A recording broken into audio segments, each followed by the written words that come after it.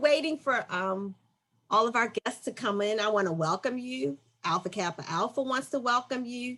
We are welcoming you to this wonderful series, and you are in for a treat today. We are going to have Rachelle Ray Johnson, who is going to, walk us through the success, where she says, okay, what is our definition of success? She's going to walk us through it so that, we can hear what her business is doing. So I'm going to wait for a few minutes while some more people enter, and then we'll get started. So again, welcome. But yes, I am from the, I'm from that area. So I've known Yolanda probably all my life almost. Okay. Small world. It really is. It is a small world. I'm absolutely excited about that.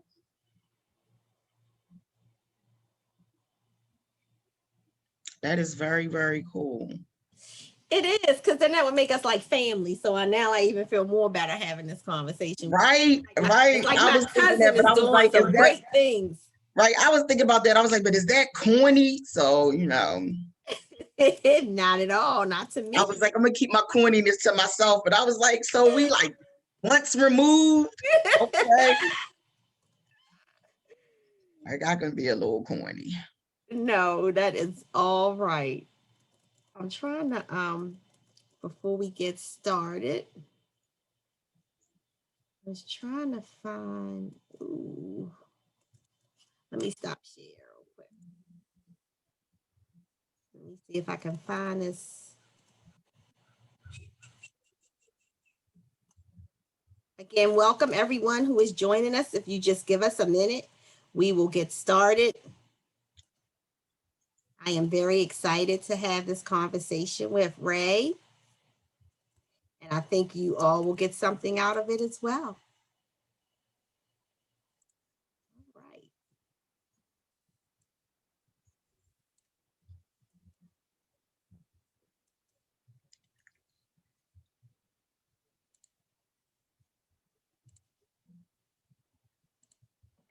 So I think we'll get started.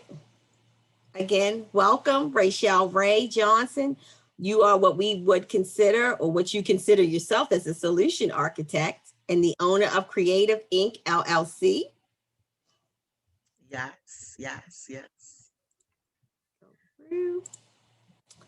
For those who don't know me, my name is Romaine Smallwood Smoot. I am the Epsilon Omega Chapter, Target 3 Chairman of Building Your Economic Legacy.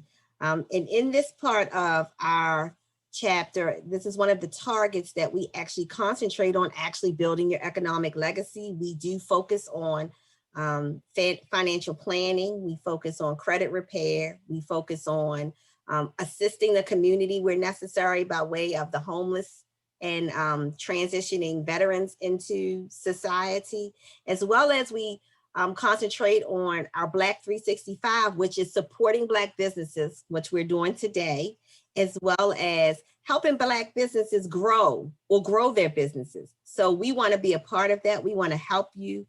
And this intimate series conversation is just one way of us impacting the community that way.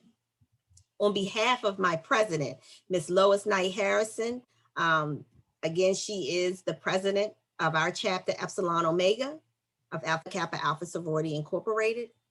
I would also like to welcome everyone on behalf of our Vice President of Programming. That would be Jan Wood Carter. And so we will get started. I am going to start by just reading your bio, Rachelle, and for it to say, you are an educationalist by nature and an international leader by profession, who holds a master's degree, a master's of business administration and management science, and a certification in training. Known as a subject matter expert, Raechelle can adapt any topic and translate concept and theory into practical design, which can be trained and measured, providing a real world solutions. As such, she has dropped the term SME and is now referred to as the solution architect. Ray through creative approaches new business challenges with creative problem solving and measured consulting and coaching. So with that, I just want to thank you, yay, for being here in my presence today. So why don't you get started and tell us a little bit about yourself? Tell us outside of that, what actually got you into this journey? I actually started off with visual communications. I am artistically inclined, I guess is the best way to put it. And, back then we called it graphic art. Okay. But as you can see by the spelling of my business, I don't do things the way I'm supposed to do it. So I called it visual communications before I even realized visual communications was a thing. All right. Oh, okay. So I am very good at running implementation, but when it came to business back then, crossing T's and dotting I's was a challenge for me. Okay. So I went to a lot of people and my question was, what do I need to do? Because I know I need to do something. Right. And I would ask a lot of people, but they were acting like I wanted to take something off their plate, even if we were doing something completely different. Right. And it was frustrating. Yeah, I'm sure. So I sought to learn it on my own. And every time I picked up something, I grew a little bit and I picked up something else, but I'm still doing visual communications. Right. But I started to notice, because as an innovative strategist, somebody who's always thinking, but who's able to plan, I'm able to see the big picture and the finest detail. Okay. So when I would go in to do this visual communications for people, I would be able to see where they're trying to go, but I would see where the gaps were and where they were possibly going to fail. And with my new understanding of how you cross your T's and dot your I's, I don't want to see anybody fail, because right. Not only am I graphically inclined, am I artistic, the good type of artistic. Okay. Because you get to know me long enough, you start the question. But not only am I able to do this, I have a passion to see people reach their definition of success. So exactly. I'm like, wait a minute, you are headed for a pitfall. The more I did this, the more people started to say, Ray needs to look at what you're doing to make sure you're connecting the dots. So visual communications turned into consulting, coaching, and then training. Okay, so that kind of, you and I talked a little before we got started, and you said some people are thrusted into what they need to do. Some people gradually go into what they need to do. But so what you're saying kind of is you were forced to kind of learn this and you're just sharing it with other people. Yes. But it's a little deep, it's a little bit deeper than that. Okay. I work with a population who know that they have that entrepreneurial drive. Right. But there are some people, and I love the way you put it, they are slave to the paycheck. I know you're gonna tell what I told you. See? Ray. but we here. Like, I love you. You know, we family. We family. So they are so comfortable with it's coming in 7 days. Mm-hmm. Well, 5 business days. It's coming in 10 business days. Even some people who get paid once a month, they know it's coming. Right. I do this, I get this. Right. But they have that entrepreneurial drive, and they're tired of making somebody else's vision take place. They have their own. Right. So we work so that they can work themselves out of somebody else's door and open their own. Okay. But I'm kind of rebellious. I'm a little bit hard-headed, and I can hear the voice saying, do this, do this, do this. And I'm like, I hear it, but I'm gonna keep doing this. So I missed my window to walk out gracefully. Okay. And as I was sharing with you, it was like, oh, okay, so you don't want to do it this way, Geronimo. And I got that push. And the push was, I was working in a place I didn't want to work in. I was Right. overqualified to work in, and they kept doing stuff wrong. Now Right. it's their company, but they was doing stuff wrong, and I refused to do it. Right. How dare me work for somebody and tell them I Well, refuse to how to do run their company. Go figure. so I was surprised that I was there as long as I was. I'd never been fired from anywhere. So when they came in to fire me, I already knew what they wanted. And I basically was like, so this is my last week. And they was like, no, this is your last day. Oh no. He was So like, okay. I'd already packed up all my stuff. I had one little box. I'd set out everything so whoever came behind me could do it. And I said goodbye to my staff and left gracefully, went to party with my friends that night, and entrepreneurship started full time for me the next day. And that was my baptism into what is now creative. What? So you made a good point, because but you said now you are, although that happened for you the way that it did, you're actually working with individuals to help that be a smoother transition. Yes. Be able to do that. So explain some of that. Well, we first take a look. The first thing we do is, before we even get to concept, what it is they want to do and to make sure that's mapped out correctly, we actually take a look at how their job is helping them sustain their lifestyle. So we look at how they currently living, and that's when they love me. Then we look at what the bare essentials are, I'm sorry. And then they like, well, I'm not sure if I like you. I don't want to give up. And then by I don't want time to give cable up. exactly. So then by time we really start to, strip them down and say, we need to start creating a cushion. Right. So that as we start to do the business concept and shore that up, create your band, your brand, and a marketing schedule, a content marketing, editorial calendar, and all the things that we need to do. We find your target market, we find their pain point, all those good things. Then by then I've become invested. I always want to work myself. I believe a good consultant works themselves out of a contract. And then if you need me, you call me back for appraisals and evaluation. Right. But because I'm invested at that point, they really don't like me because, they come home, they're tired. I asked them to do homework. They didn't do it, but I'm on you. Right. Did you do X, Y, and Z? Where are we? So they love me by the time they're actually able to transition out. But we have a very love-hate relationship, and I'm okay with that. Well, that's good, because it's almost like you're an accountability person too. Oh, most definitely. Most definitely. Okay. I become a lot of things to them through the process. Well, what are the biggest challenges you run into when you're trying to help people? Is it a big challenge because they just don't want to do things the way you wanted to do, or or they don't trust? Because I would think that a lot of people just wouldn't trust the process, and you have to explain to them, I'm an expert at this. I trust my process.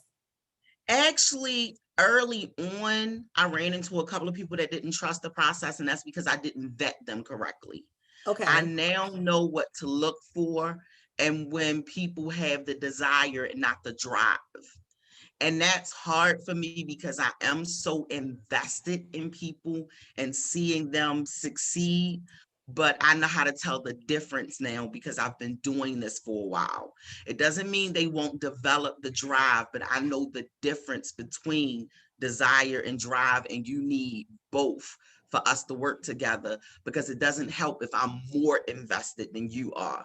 And in the early part of my career, I was more invested than the client a lot, because I'm like, yeah, let's go. This is what you want to do. I can help you get it done. But that's not always what's best for them or me. So what is the difference between desire and drive? I can make that real easy. It's the difference between joining in a gym and actually going in there and using the membership. That would be me. I think a lot of us before we decided to I think a lot of us, before we really decide to get healthy, have just paid to say I'm a member. Right. And that's the difference between desire and drive. I really want to do this, but I don't have what it takes right now to actually do it. Right, right. So does it start with a business plan? If if most people come to you and they say, "Hey, I have the drive," I'm using that word, so you would vet me properly. "I have the drive to do this, but here's what I think my business plan is," and then you help me wrap up the I's, the T's, and that. I would love if a lot of people came to me like that, but Oh, even those that I would work with, most of them, I'll say 85% of them, come to me with an idea. And they even may have already been operating in it. I'll give you an example. A big thing now is baking. You see it all over the internet, and they would, get their orders and things that way. And now they may want to take it to the next step. So, and just so you know, I'm using this example because I have no clients that bake, so okay, nobody will think I'm talking about them. okay, And they may come to me and say, "Hey, I got this great product. A lot of people want it, and I'm doing great in sales." So the first thing I'll ask them is, "Well, what's the concept? What do you want to do?" "I want to sell baked goods." That's not a true business concept. I right, understand why people think it's a business concept, but I need to know what the overarching goal is and what are the measurable objectives that we have for what you want to do, because that's going to allow me to figure out what the actions or activities should be so that we right. can break that down into tasks. And then we can break that down into a schedule of how we make that happen. And then we can start to create the business plan behind it. Oh, But that's a good point. So, like for instance, okay, people want to. I'll use that as because you're using baking, so people want to use that as the example. But if you wanted to, would it be more advantageous for a person to say they want to create this wonderful experience for people? Is it the atmosphere? Is it? I mean, I'm not exactly sure how you will work through.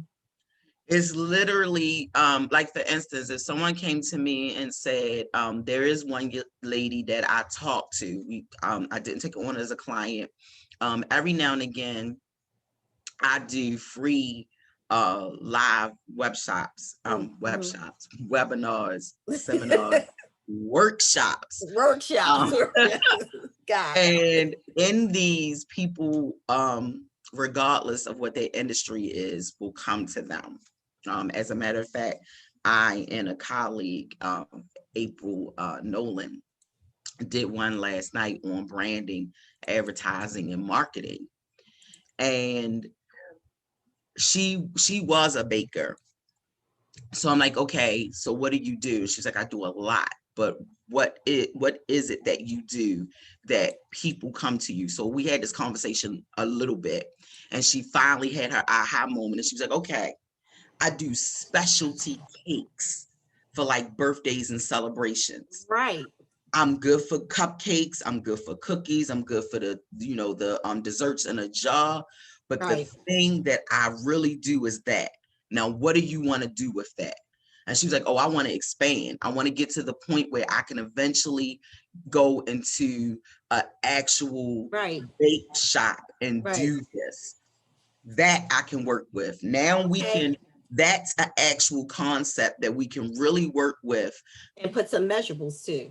build out that objective with some measurables, come up with some activities and some tasks. We're not ignoring all the other things she do, but now this allows us to market and advertise that one thing that we know that she is for sure going to capture people with, because now we know who we're going after.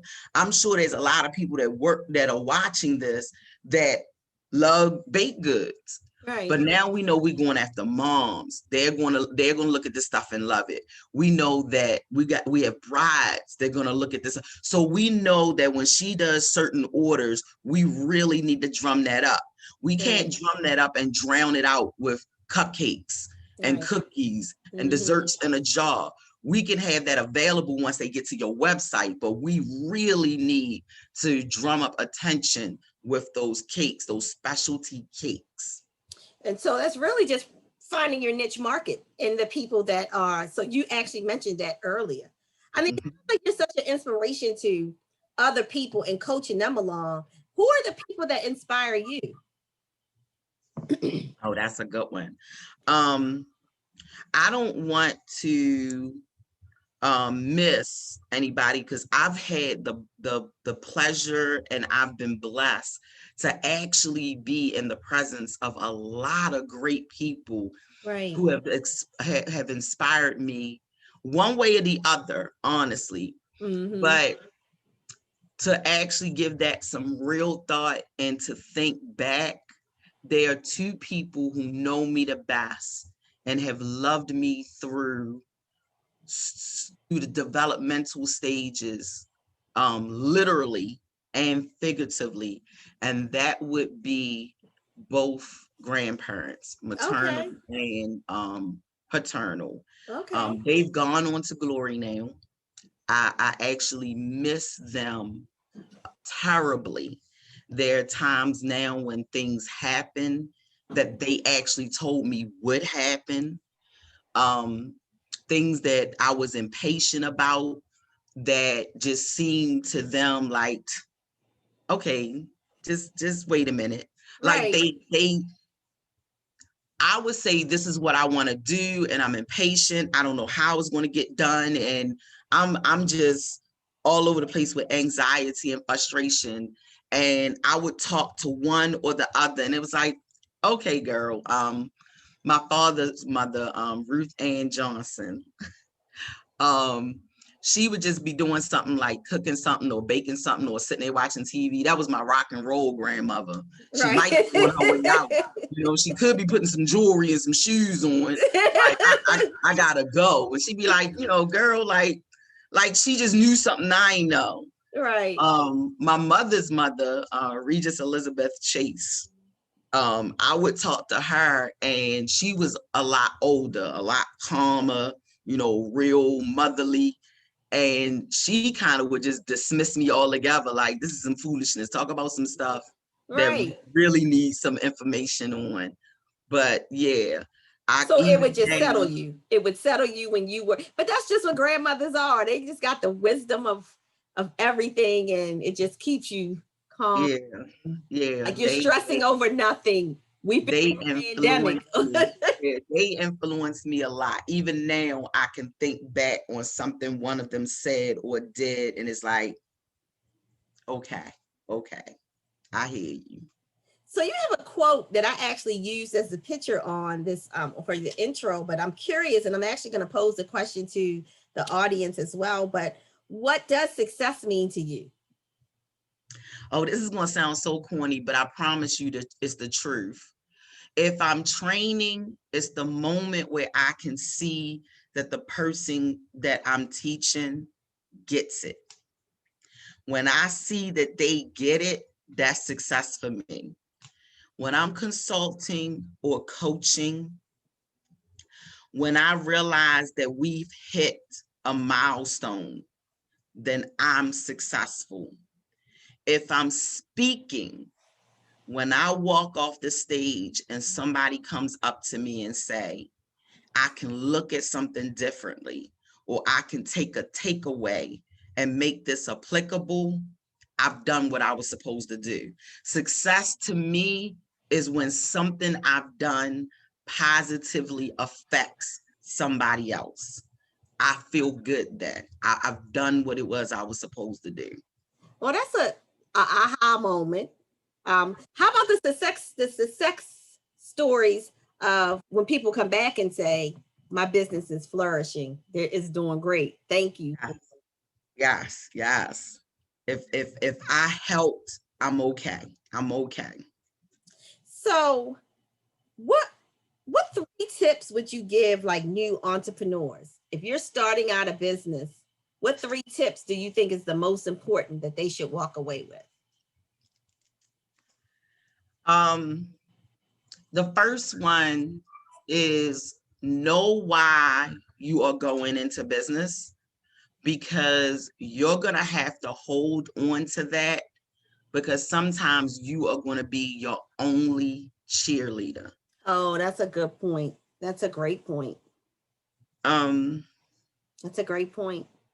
the second one, oh, real, realize that owning your own business does not necessarily mean freedom from work, especially in the beginning. You're going to work harder on your own endeavors than you may have when you were helping somebody else reach their goals. So your 9 to 5 is not necessarily harder than when you own your own business. You're going to really have to put in some work. Well, I think, but who to work harder for than yourself than for somebody else? I mean, if it's going to be your, because it's going to be for you. So that's a phenomenal Now, point. but I have met some people that was like, I'm doing more now. And I thought when I own my own business, I would be, no, it takes a minute to get to the point where you can truly delegate. It's almost like having an infant. You really don't want to leave your children with somebody until either they old enough to talk, or exactly, you can get that point where you like, all right, now I don't mind them being away from you, but you don't come home from the hospital and just be like, okay, who wants to watch them? But the last thing is, please know that every overnight success is at least 7 years in the making. So when you can, get somebody like me to help you get your feet firmly on the ground. Right. Because a lot of people, when they start to see somebody that own their own business be successful, you just started to realize them. But the work they had to put in before they got on your radar, yes, was definitely years before you realized what they were doing. So I love when they be like, oh, this person is an overnight success.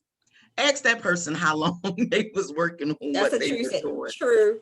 That's a good point. So with the 3 things you offer to the entrepreneur, what would be the 3 things that why a business fails in your opinion?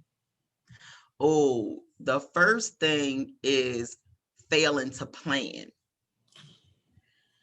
If you don't have a roadmap for what it is you want to accomplish, where you want to go, and believe it or not, how you want to get out of it, then you literally are just making it up as you go along. Right. And you can't do that with a business. You shouldn't do it with anything, but you definitely can't do it with a business. It's too many moving parts. The other thing, honestly, is not knowing where to spend money. And if you don't know where to spend your money and what to invest in, you'll be fearful to put your money where you should put it, and easily swayed to put it in places where you won't see a return on your investment. Okay, I understand the ROI on that. So yes, you're 100% on that. The last one I think would be understand the tools you need. Even when I'm working with somebody, I share with them the tools that I believe would help them, but we discuss it. It's not a matter of you got to use this, you got to use this, you got to use this, because I understand it from the outside looking in. But this is going to be a crazy example. Salmon is a fish, but it's also a color. Well, so we know that. We have it here, Alpha Kappa Alpha. So I want to make sure that when we're talking to each other, that if I say apple and you're thinking green apple, but I'm thinking red apple, then we having a problem to communicate. Okay, right. So when it comes to the tools that you need for your business, even if it's a consultant and they're successful, you want to make sure that you're understanding why. Because you may not see the fit. And if you don't see the fit, then we'll try another way. Or not try it at all, because I think you just actually said you vet the people to say how willing are they. Basically, are they coachable? Because it's not about you wanting to pay me the money. You can pay me all the money in the world, but if you're not coachable, we're wasting each other's time. Money. I don't want you to waste your money, and it's a waste of time. I get it. I absolutely get it. So kind of explain to us the challenges that you may be having being the CEO of your company and your world and what you do. Okay. So we're gonna have a therapeutic moment. Yes, you want me to lay down for it? How you want me to take this? Can I lay down on that couch behind you? Get real comfortable and relaxed. For a long time, I suffered from something and didn't have a word for it. Mm-hmm. I just thought it was insecurity. But as Cat Williams would say, how can you have insecurity and it be somebody else's fault? Because self-esteem is the esteem of yourself. Oh, and the word exactly. But what I was definitely afraid of being a statistic, because that was something my parents drummed in my head.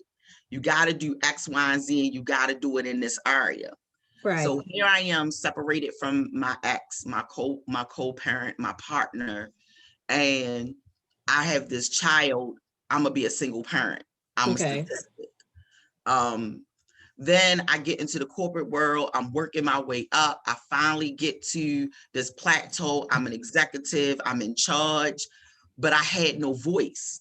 Every time, sitting around the big boys, the top dogs, I would say something and I literally would be ignored, but then somebody else would reiterate exactly what I said, and now it makes sense. Everybody wants to do it and they want to move. Or what I suggested would be taken from me and given to somebody else for them to do, or they would receive credit for the work I did. So let me do an Oprah moment. Lately, I've been doing Oprah moments. Oh, what you're saying is, so that's my Oprah moment. So would you attribute that to being a Black woman in business, or would you attribute it to being a woman in business? Or why would you think that would be an issue in the male dominant environment you were in? Ladies, I love y'all so much, and we do have magic, but don't be mad at me. We let it happen. Don't get me wrong. They do it to us, but we let it happen. And it wasn't until I started with my own business full time that I ran into a woman by the name of Stacey L. Davis. And I did not ask permission to put her out there, but I want to give her homage. I was sought after by her to do contracted work on the stage. She just kept saying, I had to find this purple-haired woman that stand up there and command the stage. Okay. And I could. You put me on the stage and I'm gone. I know what I'm going to say. I know how to say it. I know how to connect with the audience. Right. But I still didn't feel like I had a voice in my life. And she pulled me to the side, unbeknownst to me. I think she's getting ready to say something positive. And she said, you suffering from imposter syndrome. Clutch my pearls. Excuse me. I was imposter syndrome? What is that? Oh my goodness. I'm glad you asked. It is such a term now. So many people are using it. It has so many pieces and legs to it. But the bottom line is, it's when you feel like you're not good enough. You shrink yourself because you can't receive accolades and validation for who you are, because in Right. your mind, you're not good enough. This woman Oh, saw through everything I did, everything I said, because I was walking the walk and talking the talk, but I didn't believe it. And she could see it. so did you like cry immediately? No, because I No, I wanted to fight. How dare you? How like, dare you shatter my facade? What I did was really look at, why am I so quiet in my real life? Why do I take a back seat and not demand to be in front? When I get off the stage, why is the first stop the bathroom? Why is oh, the first stop the back of the room? Why do I not stand there to really greet everybody who wants to say, at a girl, good job? No, I get off the stage and I'm trying to move. I'm trying to shift. I'm so trying you to think get that's the ready. same thing you had in you were shrinking in the boardroom or shrinking? Every time. So now when I speak and I'm ignored, excuse me, um, what Did I you just said tap on the was, screen? I did. What I said, and I don't think you heard me, or if I say it and you know somebody come behind me and say it, I'll be like, oh, that sounds familiar. It's an echo in the room. I am as sarcastic as I want to be, but I do it with enough humor that I don't shrink anybody else. Okay, great. Because it's not about tearing down anybody or pushing in your face that you ignored me. We both know you did it, but it's about not making my light dim and my voice, I'm not sucking it back in.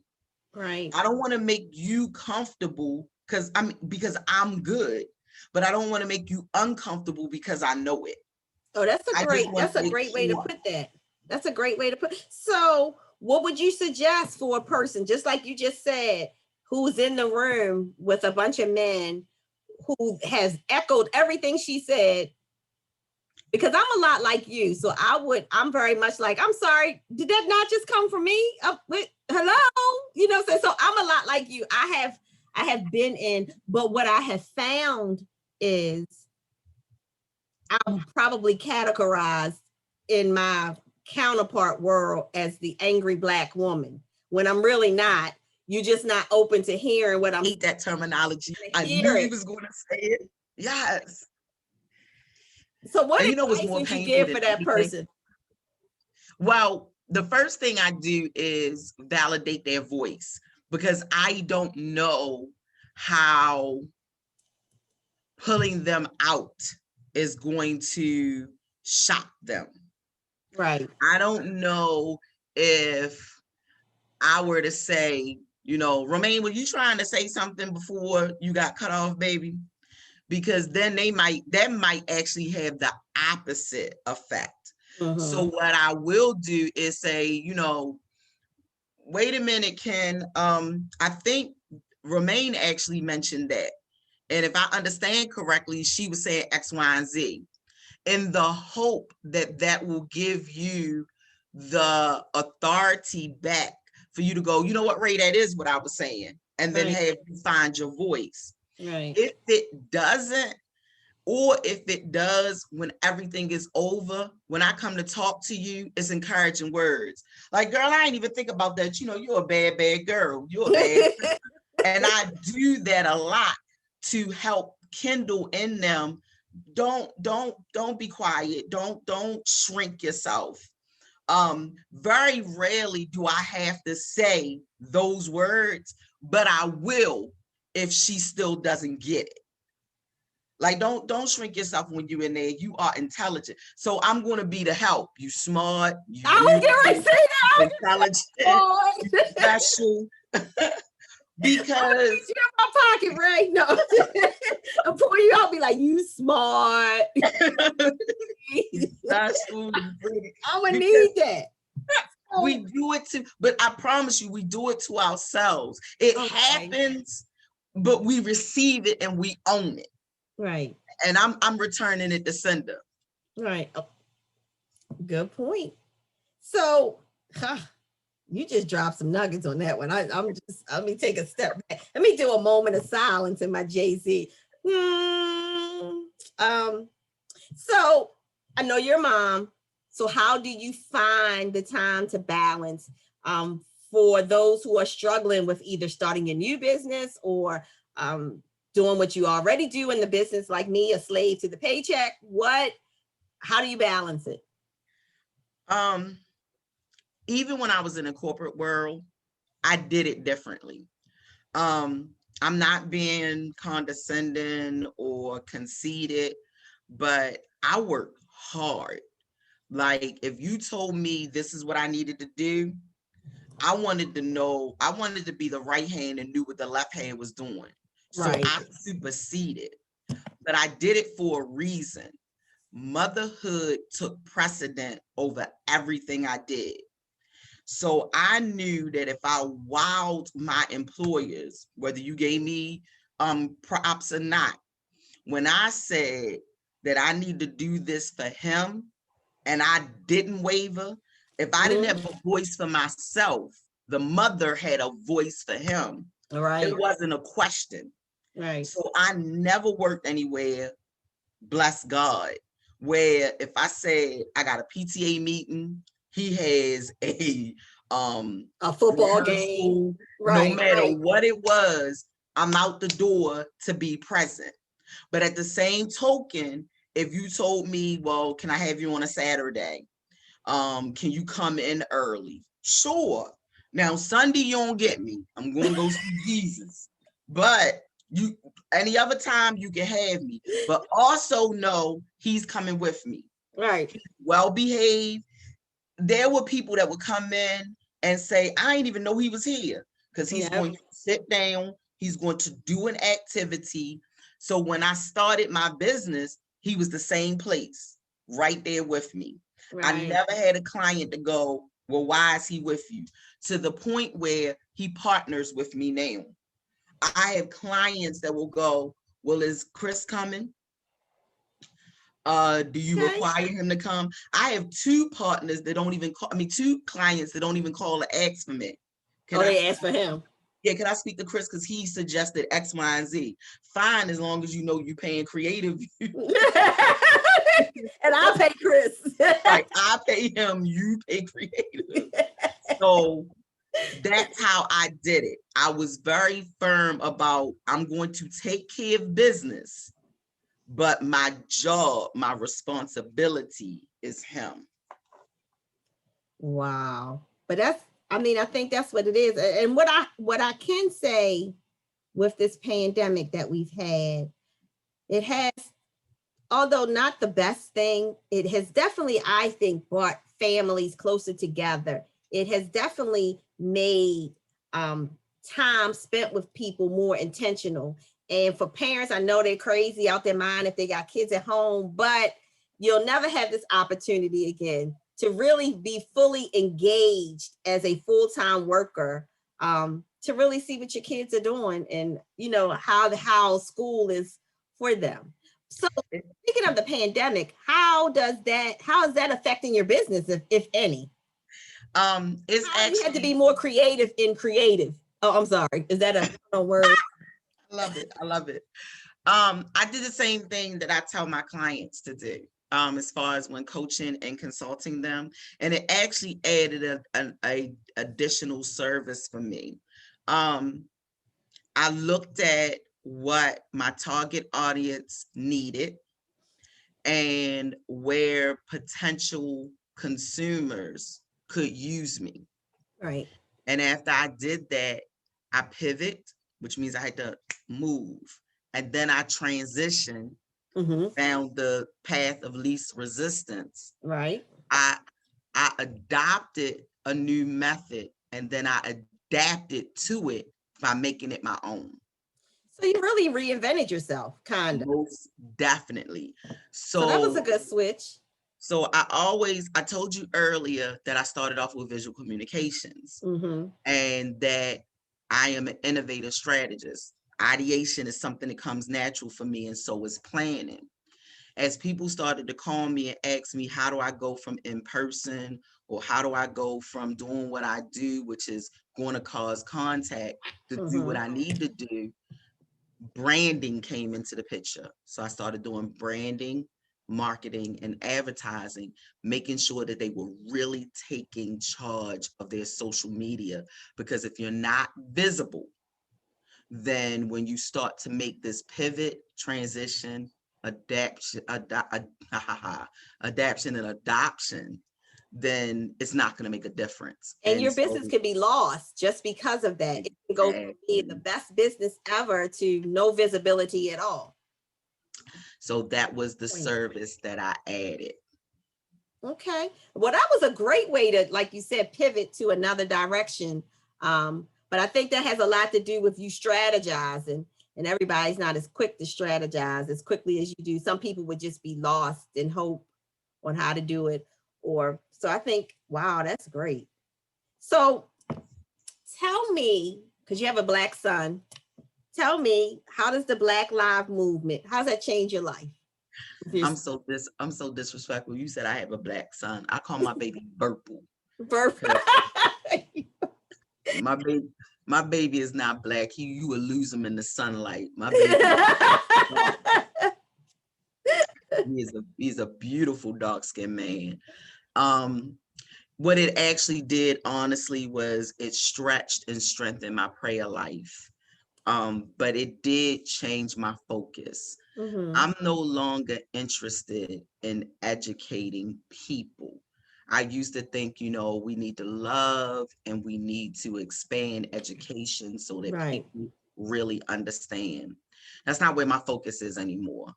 My focus is on enlightening, educating, and evolving our people, because we have to understand that no one is going to hand us anything, Absolutely. whether they are for us or empathize with us. Because if they never wanted us to have it, they're not going to all of a sudden change their mind.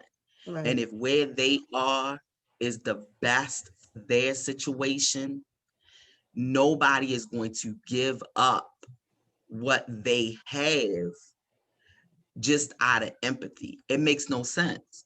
Right. Survival says take care of yourself first. So Right. even if they can empathize with what's not right, with what's going on with another person, it takes a lot to move you to action if you've never felt that pain.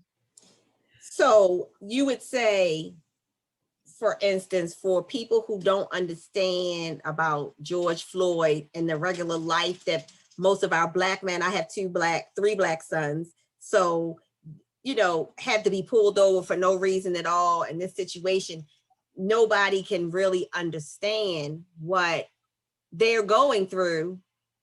And Black lives I'm, really would matter to you because you don't know what we're going through. I'm gonna go you one better.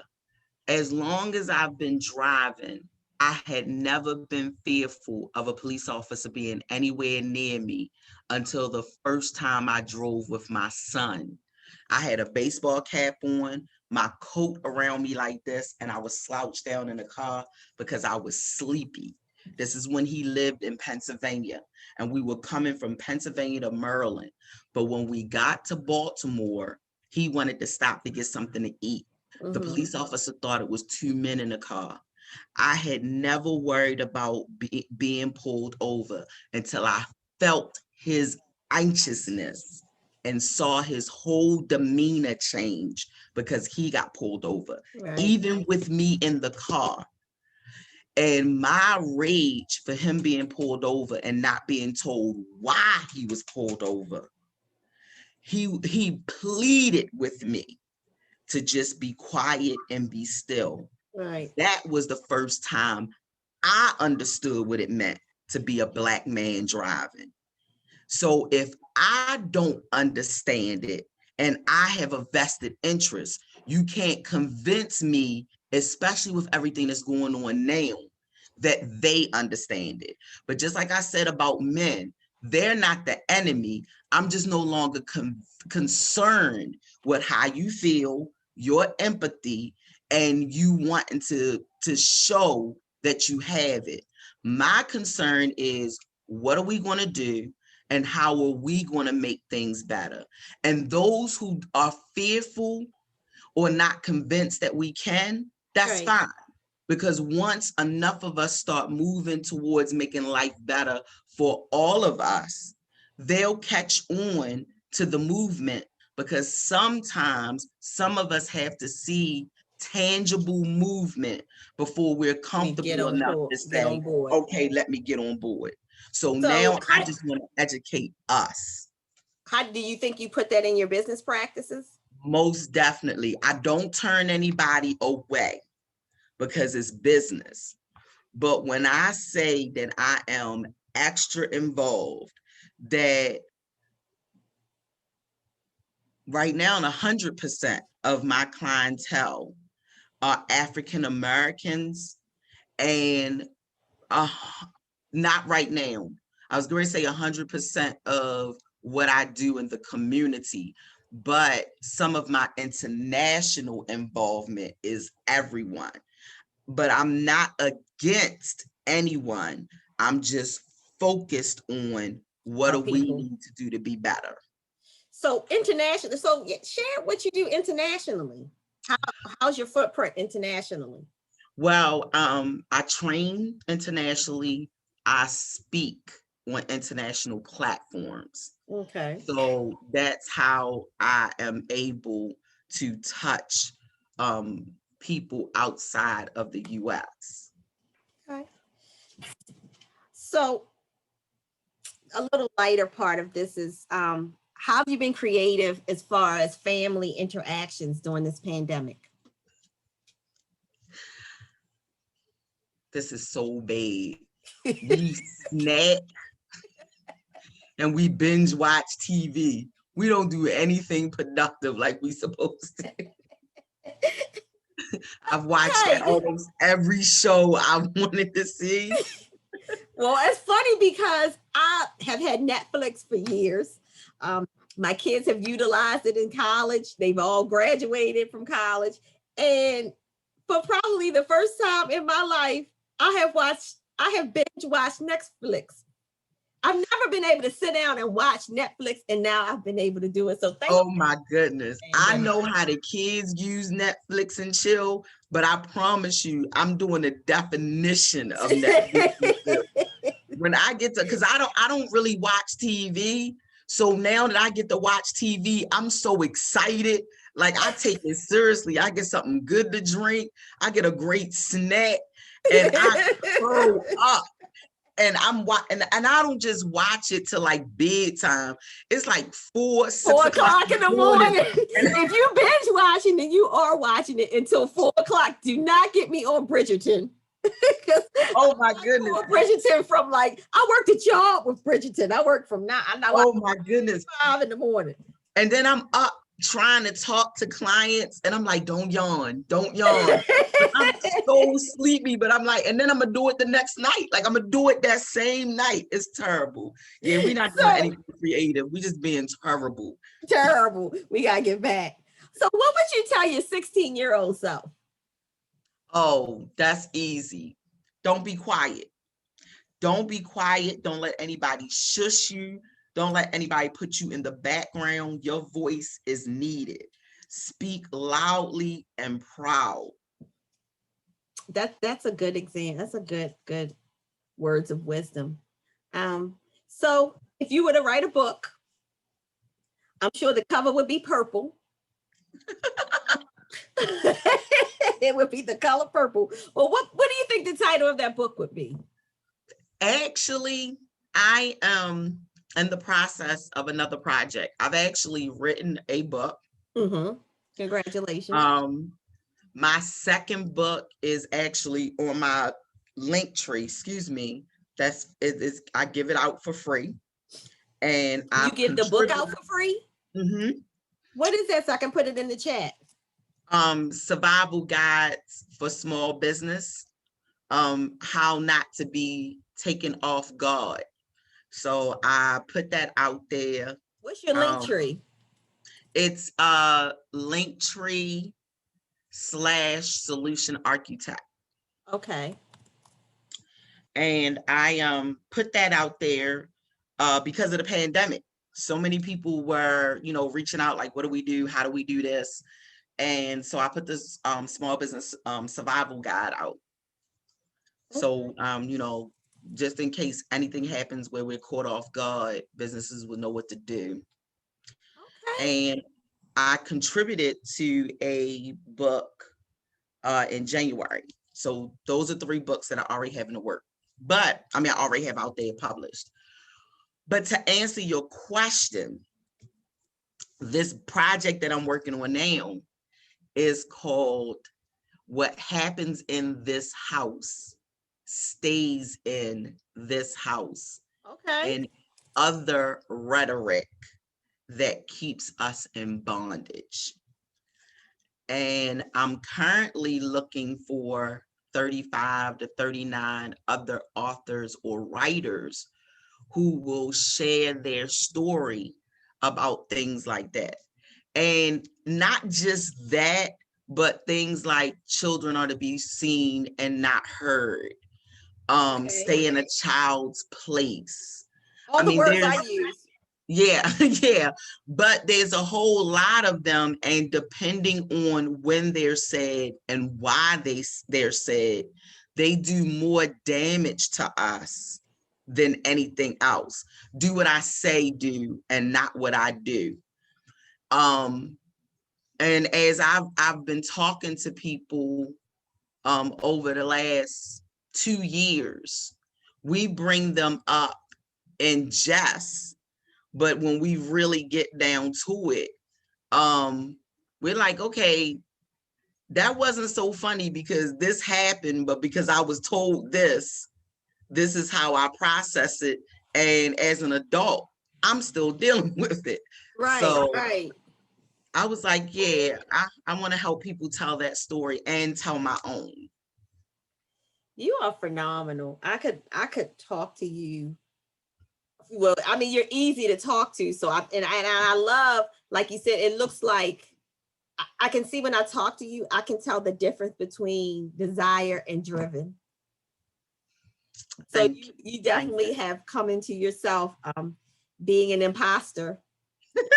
no more. Today. You're certainly not, you're not putting anything over on us today. Do you have any hidden talents? I don't know Twirl the baton. What you know how to do? I don't know if it's hidden, because if you know me, you would know this, but because I'm creative, I paint, I sketch, I craft. Okay. Oh, Okay. and it's just an outlet for me. So, always being on, always working, I do these things. Well, I want to thank you. I'm about to show the end of this, but I do want to thank you for being with us today, and sharing your road to success, because I'm almost sure that anybody on this call is going to get the same thing I got out of it, and will feel a little more empowered to move forward. And even when we move forward, do it with some kind of plan. I always tell my sons, I'll never really have to tell my daughter this, but I always say move with strategy, not emotion. So Yeah. I feel like I can move a little more with strategy and not emotion. So with that, I want to thank everyone. Let me go back.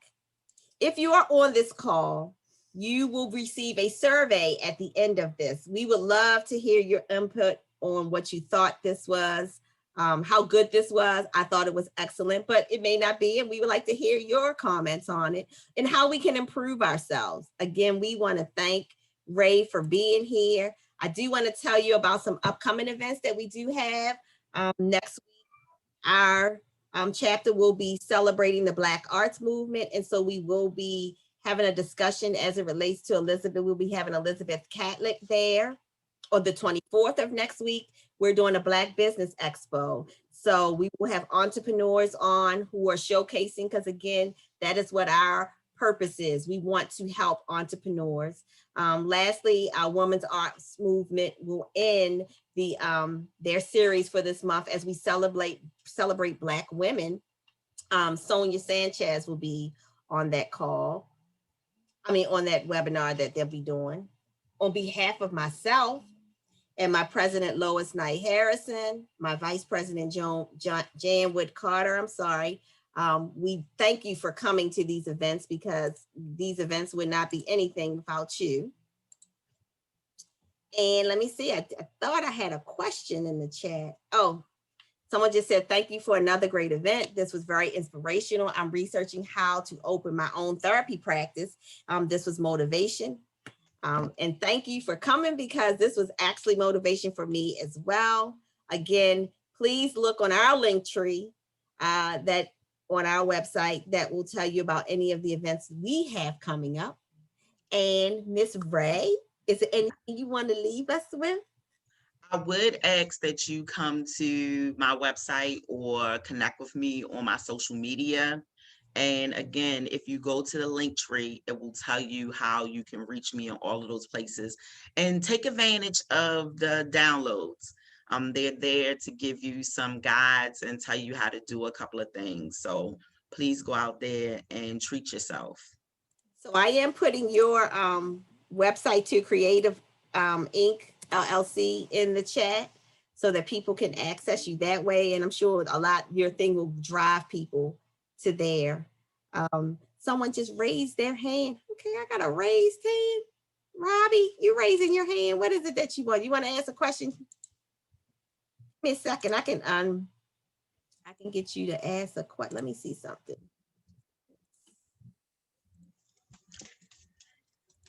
Robbie, you want to talk?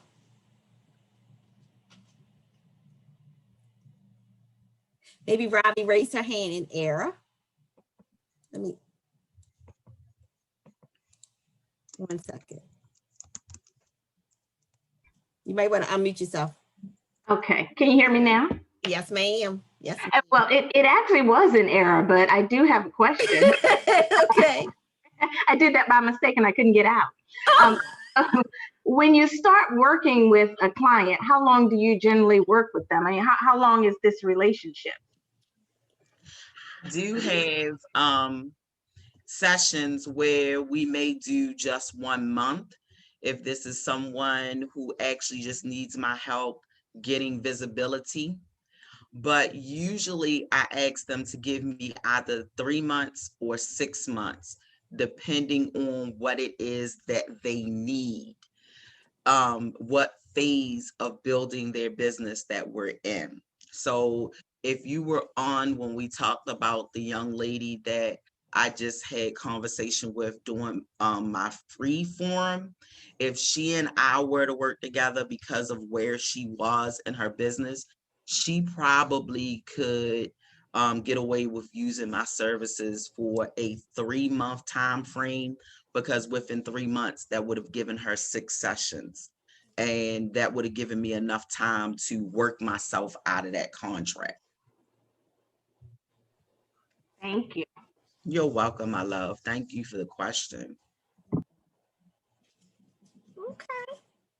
Well, again, I want to thank you truly on behalf of Alpha Kappa Alpha and Epsilon Omega Chapter. Thank you for coming and showing out your pearls. Yes. It's my favorite color too, as well as piggy green. In somebody's house, you have to show up the way they do. That's how we do. So we appreciate you so much. I look forward to working with you in the future, because I think, again, you are a wonderful soul. So thank you for joining. Everyone, thank you for attending. Be blessed.